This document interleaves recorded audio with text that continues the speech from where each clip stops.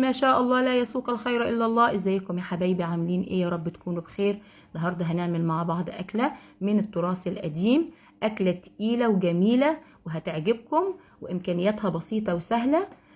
احنا نسيناها من زمان، بس انا حبيت اعيد التراث بتاعنا، الاكلات الجميله السمينه اللي احنا مستهونين بيها بس هي فعلا حلوه. دي اسمها بليله الحمص، كل بلد بتسميها باسمها وبطريقتها. انا النهارده هعملها لكم برضو بالطريقه بتاعتي اللي انا متعوده عليها.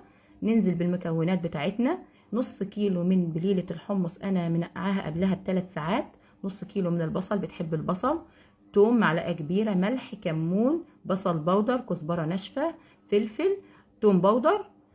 المكونات دي طبعا لازم واساسيه، والكمون مش اجباري، اختياري، اللي عايز يحطه مفيش مشكله. هبدأ أول حاجة أنزل بالحمص.